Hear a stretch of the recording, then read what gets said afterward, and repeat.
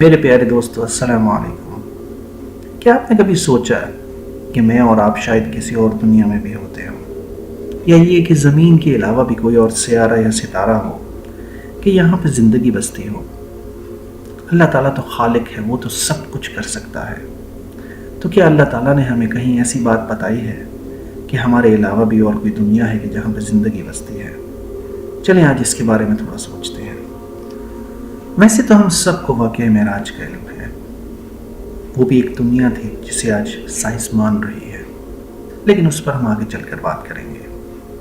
اس کے علاوہ آسمان پر ایسے سیارے ڈھونڈے جا رہے ہیں کہ جن کی آب و ہوا اور رہنے کا ماحول زمین جیسا ہو، مختصراً یہ کہ جہاں پہ پانی ہو، کیونکہ پانی کے بغیر زندگی ممکن نہیں۔ سائنس اپنی اس کاوش میں کیپلر B22 نامی ایک سیارہ ڈھونڈ پائی ہے جو زمین سے 638 نوری سال دور ہے، اور ناظرین آپ کو پتا ہے کہ ایک نوری سال 9.5 کھرب کلومیٹر کا ہوتا ہے، اور اس سیارے کے بارے میں خیال کیا جاتا ہے کہ وہ آب و ہوا کے لحاظ سے زمین سے بہت مشابہ ہے۔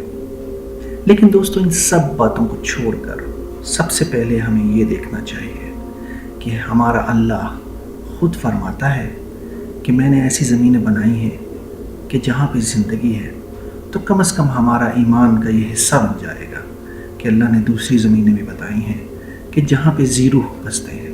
اللہ سبحانہ و تعالیٰ سورہ طلاق کی آیت نمبر 12 میں اسی طرف اشارہ کرتا ہے۔ اللہ الذی خلق 7 سماوات ومن الارض مثلہن، اللہ وہ ہے جس نے 7 آسمان اور اس کی مثل زمینیں بھی بنائی۔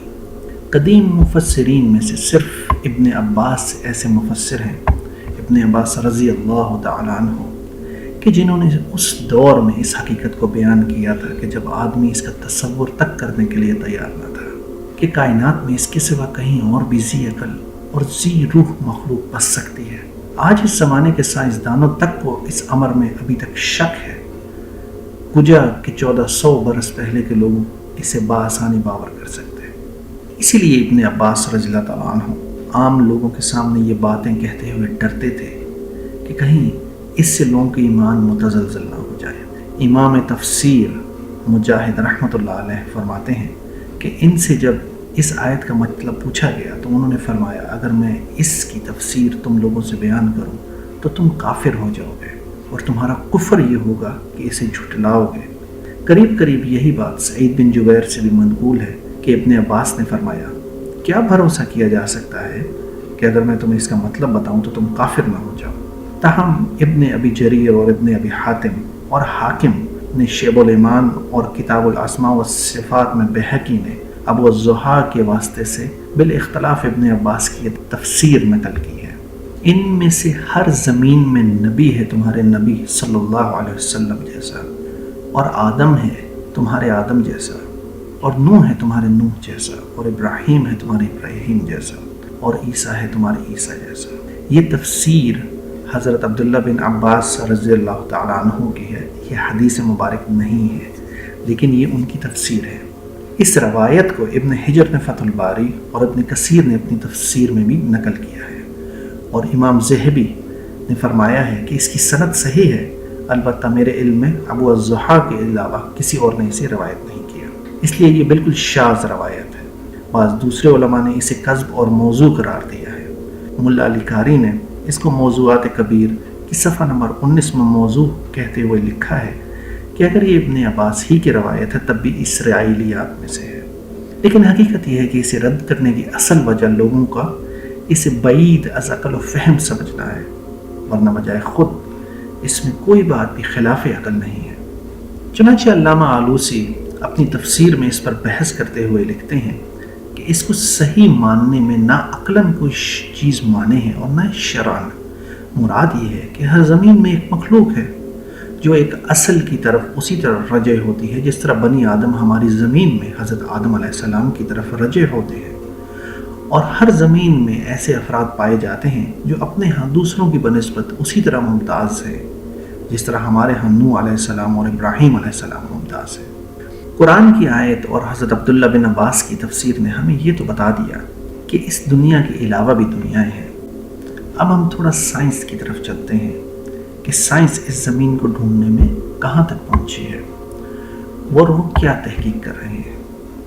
شروع میں ہم نے ایک دور دراز سیارے کیپلر B22 کا ذکر کیا تھا، جہاں پر زمین کی آب و ہوا جیسا ماحول ہو سکتا ہے۔ سائنسدانوں میں سب سے پہلے البرٹ آئنسٹائن نے کانسیپٹ آف پیرلل یونیورس دیا تھا، جس سے اس نے یہ ثابت کرنے کی کوشش کی تھی کہ ہمارے یونیورس کے بالکل ساتھ ایک اور یونیورس بھی چل رہے ہیں۔ اسی بات کو اسٹیفن ہاکنگ نے آگے بڑھا کر یہ بتایا کہ خلا میں جو بلیک ہولز ہیں وہ اصل میں ایک یونیورس سے دوسرے یونیورس میں جانے کے راستے ہیں۔ اگر آپ کسی بلیک ہول میں پھنس جائیں تو امید ختم نہ کریں اور ہمت کریں، آپ کسی دوسرے یونیورس میں پہنچ جائیں گے، لیکن یہاں اس یونیورس میں واپس نہیں آ سکتے۔ ڈاکٹر ایلس سلور ایک اور محقق ہیں کہ جنہوں نے اسی بات کو ایک اور زاویے سے بیان کیا ہے۔ ان کی ایک سفارہ کتاب ہے Humans are not from this earth, a scientific evaluation of the evidence۔ اس میں وہ لکھتے ہیں کہ ہم زمین سے نہیں ہیں، بلکہ ہزاروں سال پہلے ہمیں ایلینز اس میں پھینک گئے تھے۔ وہ آگے کہتے ہیں کہ جو ہمیں کمر میں درد ہوتا ہے وہ اس زمین پر کشش ثقل کی زیادتی کی وجہ سے ہوتا ہے، اور ہم جہاں سے آئے ہیں وہاں کشش ثقل بہت کم ہے، یعنی کہ ہمارے لحاظ سے وہاں کشش ثقل موضوع ہے۔ پھر وہ کہتے ہیں کہ اس زمین پر آ کر ہماری جسمانی حالت بدل گئی ہے، جس کی وجہ سے ہمارے پیدا ہونے والے بچوں کے سر بڑے ہوتے ہیں اور ہماری ماؤں کو بچہ جننے میں بہت دشواری ہوتی ہے، اتنی دشواری کہ کبھی کبھی بچہ جننے کے دوران مر جاتی ہیں۔ ایک اور نقطہ جو وہ بیان کرتے ہیں کہ ہم زیادہ دیر تک باہر نہیں رہ سکتے کیونکہ ہمارا جسم جھلس جاتا ہے، جبکہ دوسرے جانور ہر روز سارا دن باہر رہتے ہیں اور ان کے جسم کو ہم نے کبھی جھلستے ہوئے نہیں دیکھا۔ ڈاکٹر ایلس سلور کے یہ چند نکات کہ جن پر اگر ہم غور کریں اتنی تو ضرور سمجھ آتی ہے کہ سائنس بھی اپنی سوچ اس دنیا کے بارے میں بدل رہی ہے، کہ ہم اس دنیا کے نہیں ہیں، اور اللہ تعالیٰ نے بھی اس دنیا کو انسان کے لیے امتحان گاہ کہا ہے کہ جس کا امتحان ختم ہو جاتا ہے وہ اس دنیا سے چلا جاتا ہے۔ جو پاک روحیں ہوتی ہیں وہ علیین میں چلی جاتی ہیں، اور جو بد روحیں ہوتی ہیں وہ سجین میں چلی جاتی ہیں۔ ان دونوں مقامات کا ذکر پارہ نمبر 30 کی سورہ للمطففین میں ہمیں مل جاتا ہے۔ اب ہم تھوڑا آگے چلتے ہیں اور دیکھتے ہیں کہ ابھی تک قرآن اور سائنس کی کہاں تک مطابقت ہوئی ہے۔ سورہ نجم آیت نمبر 1، جہاں بلیک ہول کی ایسی تشریح کی گئی ہے کہ سائنسدان حیران ہو گئے ہیں۔ وَالنَّجْمِ إِذَا هَوَىٰ، قسم ہے ستارے کی کہ جب وہ گرے۔ ستارے خلا میں ہوتے ہیں اور ان کے گرنے کا انسان تصور بھی نہیں کر سکتا، لیکن اگر اللہ سبحانہ و تعالیٰ فرماتے ہیں کہ ستارہ گرتا ہے تو اس کی کوئی اصل ضرور ہے، اور وہ یہ ہے کہ جب کوئی پھولا بھٹکا ستارہ بلیک ہول کے قریب سے گزرتا ہے تو بلیک ہول اس ستارے کو اپنے اندر سمو لیتا ہے۔ اور ناظرین، ایک آپ کو بات بتاتا چلوں کہ بلیک ہول کی اندر جو کشش ہے یا کشش ثقل ہے وہ اتنی زیادہ ہوتی ہے کہ وہ روشنی کو بھی باہر نہیں آنے دیتا۔ اگر آپ اس منظر کو دیکھیں گے تو آپ کو بالکل ایسے لگے گا کہ جیسے ستارہ اس بلیک ہول میں گر گیا ہو۔ 2016 میں ایک بلیک ہول کو دریافت کیا گیا، اور وہ بلیک ہول 2016 سے لے کر اب تک 3 ستارے کھا چکا ہے، یا دوسرے الفاظ میں 3 ستارے اس میں گر چکے ہیں۔ سورہ نجم آیت نمبر 14، عند سدرۃ المنتہا، سدرۃ المنتہا کے پاس۔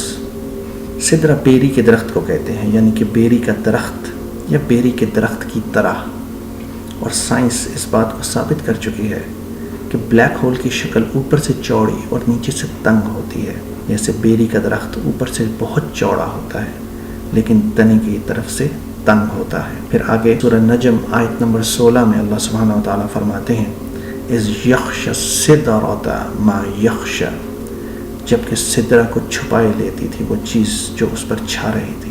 سائنس کہتی ہے یہ ایک بلیک ہول کے بارے میں ہے، کیونکہ جو چیز بھی اس کے قریب آتی ہے وہ اس کا اندھیرا اس پر چھا جاتا ہے، دوسرے الفاظ میں وہ اس کو کھا جاتی ہے۔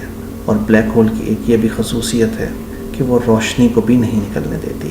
پھر سورہ نجم آیت نمبر 17 میں اللہ سبحانہ و تعالیٰ فرماتے ہیں ما زاغ البصر وما طغى، نہ تو نگاہ بہکی نہ حد سے بڑھی۔ سائنس اس عمل کو گریویٹیشنل لینس کہتی ہے، مطلب کیونکہ بلیک ہول میں روشنی بھی جذب ہو جاتی ہے، تو اگر آپ بلیک ہول کی طرف دیکھیں تو آپ کو بلیک ہول کے اندر تو کچھ نہیں نظر آئے گا، لیکن وہ ایک بہت بڑا سا عدسہ بن جائے گا۔ پھر اللہ سبحانہ و تعالیٰ سورہ نجم آیت نمبر 15 میں فرماتے ہیں عندها جنت المأوى، اسی کے قریب جنت المأوا ہے۔ اس آیت کے بارے میں سائنس کہتی ہے شاید یہ وہ دنیا ہے کہ جہاں سے ہم آئے ہیں، واللہ عالم۔ اس بحث کے بعد ہم ایک بات پر تو متفق ہو چکے ہیں کہ زمینیں دوسری بھی ہیں جہاں پر اللہ تعالیٰ نے ذی شعور مخلوق پیدا کی ہے، لیکن کیا وہ انسان کی طرح ہے یا کوئی اور ہے، اس کے بارے میں کچھ پتہ نہیں۔ لیکن ناظرین ایک بات ہے، سورہ طلاق کی آیت نمبر 12 حضرت عبداللہ بن عباس کی تفسیر البرٹ آئنسٹائن کا concept of parallel universe, Stephen Hawking کا بیان بلیک ہول کے بارے میں کہ وہ گیٹ وے ہے ایک یونیورس سے دوسرے یونیورس کے بیچ میں، اور پھر ڈاکٹر ایلس سلور کی اپنی تحقیق ایک علیحدہ زاویے سے کہ ہم اس دنیا کے نہیں ہیں، یہ ساری کی ساری باتیں اگر آپ تھوڑا سا سوچیں تو ایک ہی طرف جاتی ہیں کہ ہمارے اللہ تعالیٰ نے اس دنیا کے علاوہ بھی دوسری دنیایں بنائی ہیں کہ جہاں پر ذی عقل اور ذی شعور مخلوق بستی ہے۔ میری دعا ہے کہ ہماری اس دنیا میں اور اللہ سبحانہ و تعالیٰ نے جہاں جہاں پر بھی مسلمان پیدا کیے ہیں، اللہ سبحانہ و تعالیٰ ان سب کو اکٹھا کرے، ہم سب کو اکٹھا کرے اپنے حکم پر، اور اللہ تعالیٰ ہم سب کو ہدایت دے، ہم سب کو اپنے محفوظ ہاتھوں میں رکھے۔ ناظرین و حاضرین، اللہ سبحانہ و تعالیٰ آپ سب لوگوں کو خوش رکھے۔ اگر آپ کو ہماری ویڈیو پسند آئی ہو تو ضرور لائک کیجیے گا۔ اگر آپ یہ سمجھتے ہیں کہ ہماری ویڈیو میں کسی طرح کی تصحیح کی ضرورت ہے تو ضرور کمنٹس میں بتائیے گا۔ اللہ سبحانہ و تعالیٰ آپ لوگوں کو اپنے حفظ و امان میں رکھے، اور چینل کو ضرور سبسکرائب کیجیے گا تاکہ ہماری ویڈیوز آپ تک وقتاً فوقتاً پہنچ سکیں۔ السلام علیکم۔